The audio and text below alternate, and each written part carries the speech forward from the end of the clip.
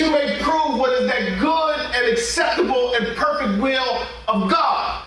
So God has a will, and you have a will. Amen.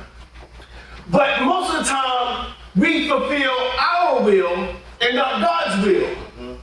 And if we fulfill our will and not God's will, we may practice godly things, but eventually, because you can't do, you will never outperform your self-image. Listen to me, y'all. You will never outperform your self-image. I don't care what you see.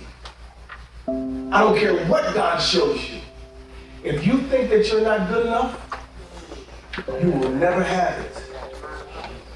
If you think that you're not good enough, you will never have what God has shown you. Listen. Daydreamers. You daydream, ain't you? Yeah, she smiled, as she smiled, she said, that's me, I'm a daydreamer.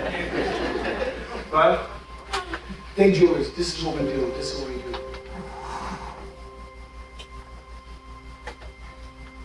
That's what I do. I throw that thing out there. It's beautiful too. I just, and then I watch my future unfold.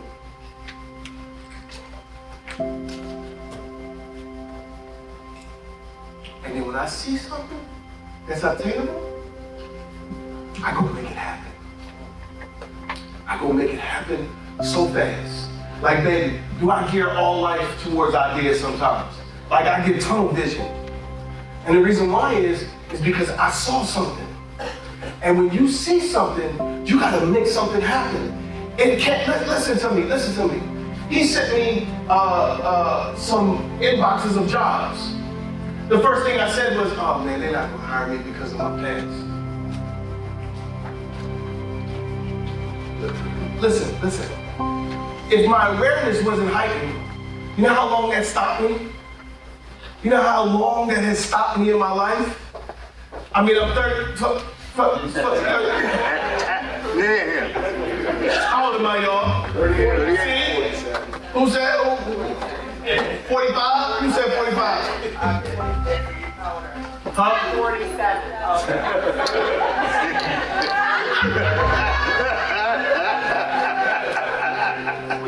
Nah, they don't know, do they?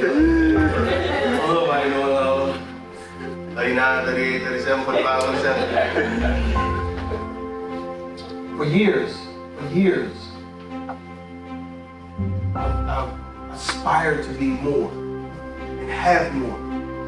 But I got this past that kept coming up against this image.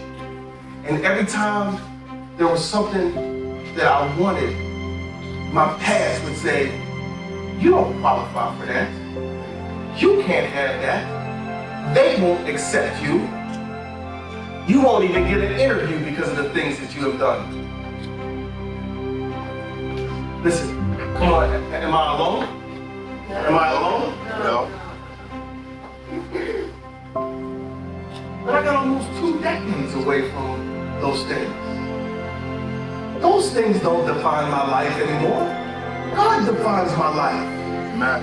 And so because God defines my life, I can have no good thing will, right? Rules and policy changes, battles won that I didn't fight. I dominate. Amen. I dominate. How are you going to say these things every week and you let a false image of who you were come up against an image of what God has said? We say this stuff every day. It produces supernatural promotion, increase, preferential treatment, prominence. We say this every week. And we go home and look in the mirror and think something completely different. It's cute at the end of service, but it could be somebody's belief system to achievement. Let me tell you something. Don't chase money. Become a person of value. Amen. Do not chase money.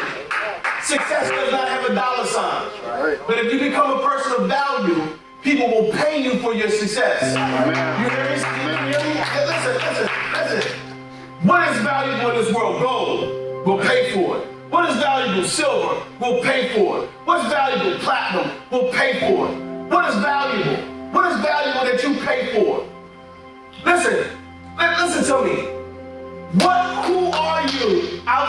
what you've already accomplished. I asked my mastermind class a couple weeks ago, I said, what is one word that defines you? They sat there for about 5 minutes. And the reason why is because there's no mental direction. Was the Bible study I said the other day? I said that the calling will introduce you to your purpose. Yep. Your giftings and your talents will propel you into destiny. It will put you on the road to destiny. But the deepness of your cognition will propel you to your distance that you need to go. So it's like you've been called, God shows them the land flowing with milk and honey. God even gives them an experience that they can touch and have it tangible. Right? He said, but now the gifting and talent pushes you back to that land of milk and honey. It pushes you back to a place of destiny. But how you perceive yourself so much matters now. Because it said, nevertheless, we were like grasshoppers in their sights. That's what it said. God said, yes, you are grasshoppers, but they're grasshoppers in my sight. Amen. Amen. And so it's like, I got this big God, and I got this big situation, but what is bigger? Is the situation bigger than God? No. The situation has come that I may be able to become bigger in order to be able to handle the situation. A lot of times the reason why we can't handle it is because we don't allow our capacity to be stretched. We like staying in our little containers because in the little containers is where we find comfort. But if you allow yourself to be stretched and have greater capacity, God can pour more of himself inside of you. Amen.